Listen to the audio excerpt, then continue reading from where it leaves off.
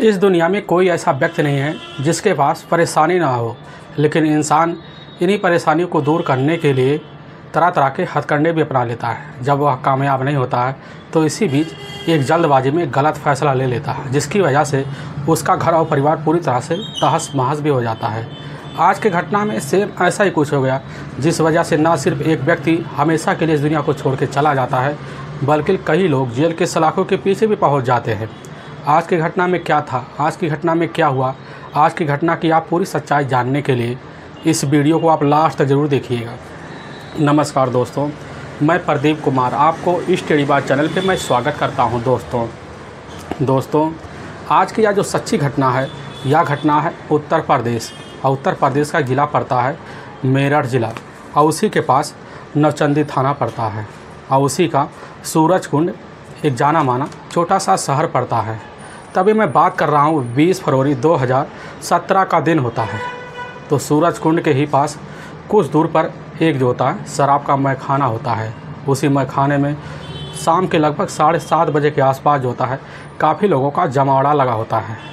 उसी साइड में उसी मैखाने में एक मेज़ रखा हुआ था, जिस पे 2 कुर्सियाँ लगी होती है। उसी 2 कुर्सियों पर 2 युवक आकर बैठे हुए होते हैं। अपना मैखाना उसी समय काफ़ी बेहतर तरीके से जमा भी रहे होते हैं। आस पड़ोस जो होते हैं काफ़ी लोग अपने अपने मैखाने पर व्यस्त हुए होते हैं। तभी उसी बीच 2 व्यक्ति पहुँचते हैं। दोनों व्यक्तियों को चेहरे पर गमछा लिपटा हुआ होता है। तभी उसी व्यक्ति में से एक व्यक्ति जो होता है फायर करना शुरू कर देता है, और जैसे फायर करने लगता है तो उसी बीच काफ़ी लोग सहम जाते हैं। कहने लग जाता है कि सभी लोग शांत रहें, नहीं तो किसी के लिए अच्छा नहीं होगा। सभी लोग व्यक्ति जो होते उस समय काफ़ी डर से जाते हैं। कोई इधर भागने लगता, कोई उधर भागने लगता है। तभी उसी में से एक युवक जो होता है साइड में बैठे हुए कुर्सी पर एक व्यक्ति ऊपर एक के बाद एक गोलियां चलाना शुरू कर देता है, जिस वजह से वह युवक जो होता है उसी कुर्सी पर लुढ़क जाता है। लुढ़कने के बाद जो होता है दोनों व्यक्ति उसी समय भागने लग जाते हैं, लेकिन एक व्यक्ति जो होता है उसी समय उस युवक का मोबाइल ले लेता, अपने जेब में लेकर वह जो होता है बाहर निकल जाता। निकल जाने के बाद अपनी बाइक पर बैठकर दोनों युवक फरार हो जाते हैं। अंदर जितने व्यक्ति होते हैं काफ़ी डरे हुए होते हैं। उसी में से एक व्यक्ति होता है, वह व्यक्ति तुरंत ही अपने नज़दीकी पुलिस थाने नवचंदी में फ़ोन कर देता है। वहाँ के जो थाना प्रभारी होते हैं जैसे खबर पाते हैं तुरंत ही उसी मैखाने में पहुँचते हैं। पहुँचने के बाद देखते हैं माहौल काफ़ी अफड़ा थपड़ा हुआ पड़ा हुआ होता है, और जैसे उस कुर्सी के पास पहुँचते देखते हुआ युवक जो होता है एक लहूलुहान अवस्था में पड़ा हुआ है। पुलिस तुरंत ही अंदाज़ा लगा लेती है कि इस व्यक्ति के शरीर पर काफ़ी ज़्यादा गोलियां दागी गई है, जिस वजह से इस व्यक्ति की ही घटनास्थल पर ही मौत हो गई है। वहाँ के लोगों से पूछताछ पुलिस शुरू कर देती है। जब करने लगती है पता लगता है उस युवक के साथ जो युवक बैठा था वह युवक जो होता है उसी समय यहाँ से भाग गया होता है। पुलिस सोचने लग जाती है कि आखिर यह युवक आया कहाँ से। इसीलिए पुलिस सबसे पहले उस युवक की जेब की तलाशी लेना शुरू कर देती है, और जब जेब की तलाशी लेती है तभी उसी में एक पर्स निकलता है, और उसी पर्स के द्वारा उस व्यक्ति की पहचान भी हो जाता है। पता चलता है इस व्यक्ति का नाम है जुहैब आलम उर्फ साहिल खान, जो इसी शहर के ही लालकुर्ती थाने के पास की रहने वाला होता है। और पुलिस जैसे पता पाते हैं तो उसी समय जो होता है जुहैल के घर परिवार वालों को खबर देते हैं। जुहैल के घर में उसके पिता होते हैं सुल्तान जैसी खबर पाते हैं तुरंत ही उसी मैखाने में पहुंचने के बाद अपने बेटे जुहैल को बॉडी को जब देखते हैं तो वहीं दहाड़े मारकर चीखना चिल्लाना शुरू कर देते हैं। पुलिस वहाँ खड़ी होती है। खड़ी होने के बाद पुलिस जो होती है अब सुल्तान से पूछने लग जाती है कि आखिर आपके बेटे के साथ यह कौन कर सकता है, और यह कैसे हो गया, कब हो गया। सुल्तान वहीं पर खड़े होते हैं। कहने लग जाते हैं कि साहब असल में आज से ठीक 5 साल पहले ही हमारा जो बेटा होता ना MBA पढ़ाई करने के बाद जो होता हापुड़ रोड के ही पास एक पड़ता है कीर्तिका पब्लिकेशन, उसी में जाकर मौके पर एक अकाउंटेंट की नौकरी किया करता था, और सुबह वह निकलता तो शाम को घर लौट आता था। लेकिन आज सुबह निकला तो शाम हो गया, वह लौट के नहीं आया। ना आने की वजह से हम काफ़ी ज़्यादा परेशान हो गए। लेकिन जैसे ही आपके लोगों के द्वारा सूचना मिली तुरंत यहाँ पर पहुँचे। पुलिस जो होती है अब सुल्तान से पूछने लग जाते कि आपको किसी पर क्या शंका हो सकता है। सुल्तान कहने लग जाते कि साहब हमारा जो बेटा होता ना सिर्फ अपने काम से मतलब रखता है, सुबह निकलता तो शाम को घर वापस ज़रूर लौट आता है। पुलिस जब पूछताछ कर लेती, पूछताछ करने के बाद जुहैब की बॉडी को अपने कब्जे में लेती है। कब्जे में लेने के बाद उठा के अपने नज़दीकी सरकारी अस्पताल में पोस्टमार्टम के लिए भेजवा देती है, और सुल्तान के तहरीर पर नामजद आरोपी का मुकदमा जो होता है हत्या का उसी समय दर्ज कर लेती है। दर्ज करने के बाद पुलिस की जो टीम होती है इस केस को छानबीन करने के लिए काफ़ी टीमों का गठन कर लेती है। सभी टीमें जो होती हैं इस केस की छानबीन करने के लिए काफ़ी कड़ाई से लग जाते हैं। तभी जो सबसे पहले जो नज़र होता है पुलिस का वह जुहेब के ही हत्यारों की तलाशी करने का होता है। पुलिस को पता चलता है जुहेब का मोबाइल जो होता है घटनास्थल से ही गायब हो चुका होता है। उन्हीं शूटरों के हाथ वह मोबाइल लग चुका होता है। पुलिस सोचने लगती है कि आखिर उस मोबाइल में था क्या और क्या हो सकता है। इसी शंका में पुलिस जो होती सबसे पहले अब जुहेब का जो मोबाइल नंबर होता है उसका पूरा CDR डिटेल निकाल लेती है। और जब CDR डिटेल निकालती है उसी CDR डिटेल में जुहेब के साथ जो था एक युवती के कई दिन पहले जो होता है लगातार बात हुए होते हैं। वह युवती कोई और नहीं होती है, वह युवती होती है नोएडा की रहने वाली होती है।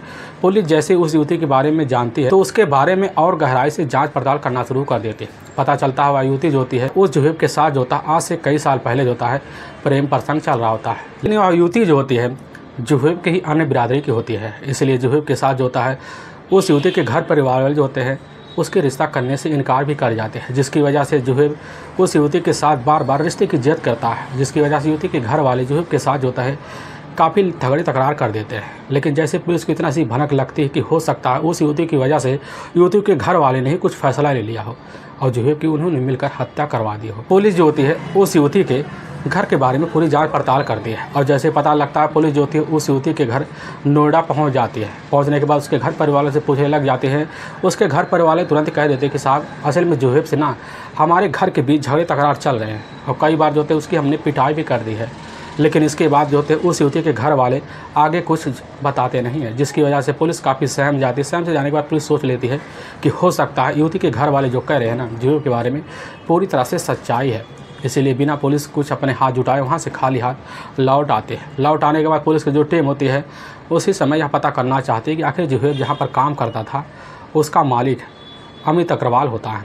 पुलिस जैसे अमित अग्रवाल के बारे में जानती है, जानने के बाद पुलिस की टीम तुरंत ही अमित अग्रवाल के पास पहुंच जाती है। पहुंचने के बाद अमित अग्रवाल से पूछने लग जाती है। जुहेब के बारे में अमित अग्रवाल कहने लग जाते हैं कि हमारे पूरे कंपनी का जिम्मेदार उसी के ऊपर टिका हुआ है।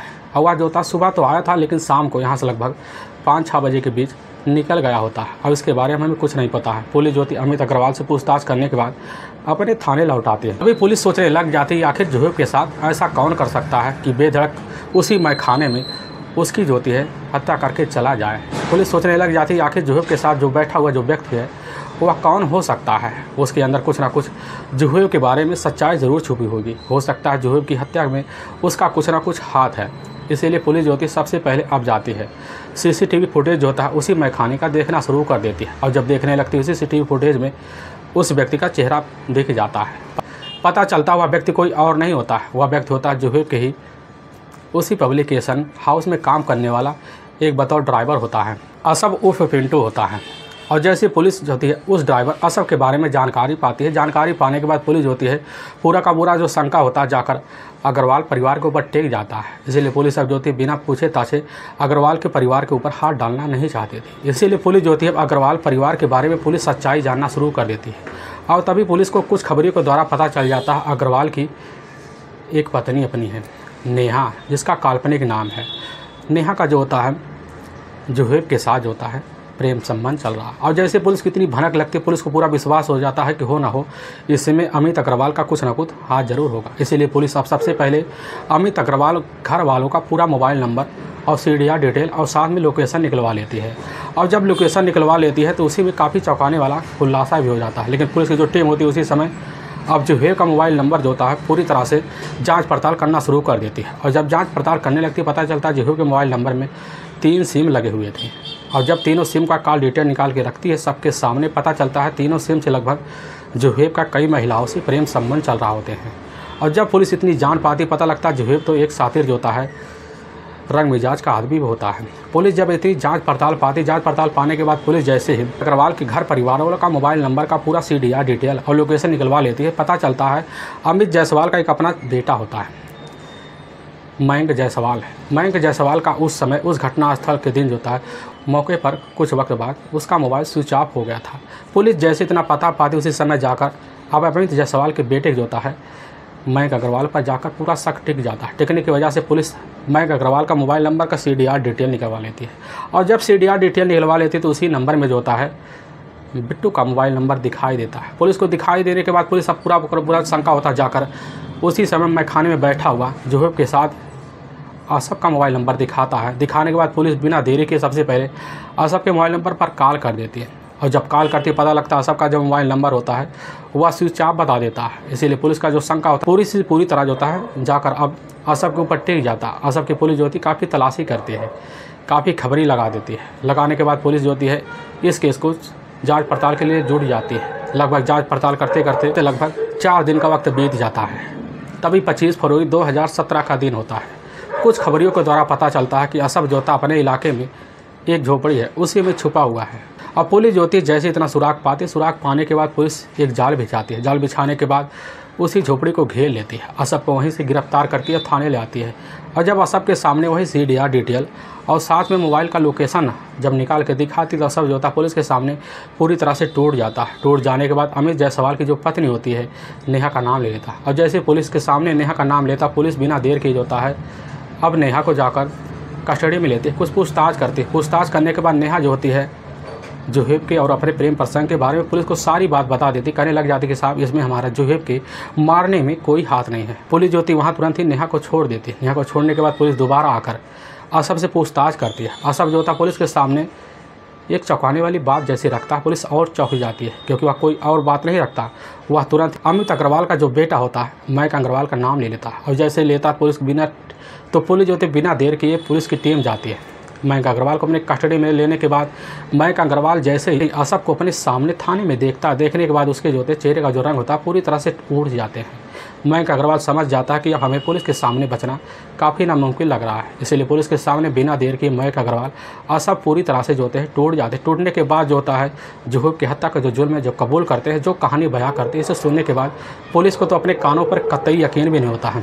असल में उसी हापुड़ रोड के पास होता है एक कार्तिक पब्लिकेशन हाउस होता है। उसी के मेन मालिक होते हैं अमित अग्रवाल। अमित अग्रवाल की अपनी पत्नी होती है नेहा अग्रवाल। अमित अग्रवाल के टोटल एक बेटा होता है जो कुछ साल पहले जो होता है अपनी पढ़ाई पूरी करने के लिए होता है शहर का रास्ता देख लेता है। इसी बीच जो होता है अमित अग्रवाल और साथ में नेहा अग्रवाल जो होते हैं मिलकर अपनी उसी पब्लिक हाउस का जो होता है पूरी तरह से जिम्मेदारी उठाना शुरू कर देते हैं। लेकिन इसी बीच जो होता है अमित जायसवाल कुछ ज़रूरी कामों के लिए शहर का रास्ता देखना शुरू कर देता है। नेहा जो होती है अब पूरी तरह से उस पब्लिकेशन हाउस की जिम्मेदारी उठाना शुरू कर देती है। देखा जाए तो नेहा जो होती है उस पब्लिकेशन हाउस की मालकिन बन चुकी होती है।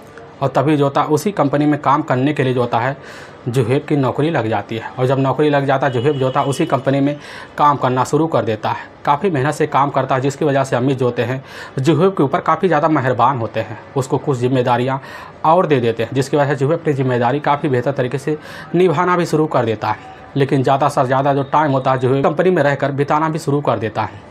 और जब शुरू कर देता तो अमित की जो पत्नी होती है नेहा ज़्यादा वक्त जो होता है उसी कंपनी में वह भी बिताना शुरू कर देती है। और जब बिताने लगती है तो जुहेब की जो नज़र होता है वह जाकर नेहा के ऊपर टिक जाता है क्योंकि नेहा जो होती है देखने में काफ़ी खूबसूरत भी होती है और चंचल भी होती है। भले ही नेहा की उम्र जो होता है लगभग 38 साल के आसपास हो, जुहेब की उम्र उस समय जो होता है वह लगभग 28 साल के आसपास होता है। इसी बीच जुहेब जो होता है एक रंगीला किस्म का आदमी भी होता है। जुहेब की नज़र जैसे नेहा के ऊपर पहुँचता हुआ सोच बैठता है जुहेब कि नेहा एक काफ़ी पहुंची हुई मालकिन भी है, उसके काफ़ी प्रॉपर्टीज़ है। अगर उसको अपने अंदर ले लिया जाए, अपने प्रेम जाल में फंसाया जाए तो उसकी सारी की सारी जो होती है प्रॉपर्टीज़ हमारी हो जाएगी। साथ में इस कंपनी में हम मौज मस्ती से रहेंगे। उसे भी जुहेब सोच लेता है कि नेहा को कैसे ना तैसे कर अपने जाल में फंसाना बहुत ज़रूरी है। और इसी बीच जो होता है नेहा को फंसाने के लिए जो होता है अब जो होता है जुहेब लग जाता है। और जब लग जाता है उसकी जाकर काफ़ी उसकी खूबसूरती का नेहा का तारीफ़ करता है। तारीफ़ करने के बाद जो होते हैं नेहा तारीफ़ सुनकर जुहेब की काफ़ी खुश हो जाती है। धीरे धीरे जुहेब और साथ में नेहा की जो होती है करीबी आना शुरू हो जाते हैं। आने के बीच जो होते हैं इनके बीच दोस्ती भी शुरू हो जाती है। और दोस्ती जब बनाना शुरू हो जाते हैं तो इसी बीच जुहेब और नेहा के फ़ोन पे बातें भी शुरू हो जाते हैं। शुरू होने के बाद इनके बीच प्रेम प्रसंग चालू हो जाते हैं। प्रेम प्रसंग का जो सिलसिला होता है बेधड़क चलना शुरू हो जाता है। इसी बीच लगभग एक दिन दोपहर का टाइम होता है। उसी बीच नेहा के जो पब्लिकेशन कंपनी होता है लगभग शाम के टाइम सारे मजदूर अपने अपने घर चले गए होते हैं। पूरा पब्लिकेशन खाली पड़ा होता है। उसी बीच जुहेब नेहा के पास जाता है। नेहा को देखता कि वह बाल संवार रही होती है। जाकर जुहेब नेहा के पास खड़ा हो जाता है।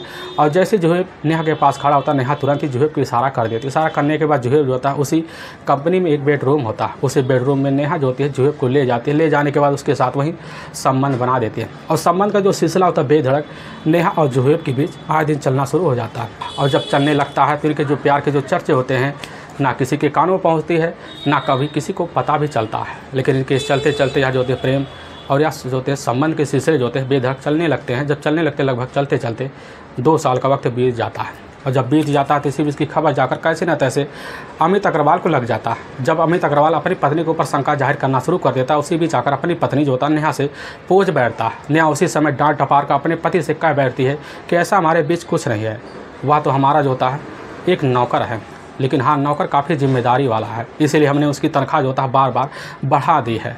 अमित जैसी बात को जो अपनी पत्नी के द्वारा सुनने के बाद उसको पूरी तरह से शंका हो जाता है कि हमारी पत्नी नेहा और साथ में जुहू के बीच कुछ ना कुछ चल रहा है। इसी बीच अमित जो होता है अपनी पत्नी से वहीं लड़ झगड़ बढ़ता है। इसकी वजह से नेहा भी अपने पति से लड़ झगड़ बैठती है। अब इसी बीच आए दिन अब जो होता है नेहा और साथ में अमित के बीच झगड़े तकरार जो होता है जुहू की वजह से होना शुरू हो जाते हैं।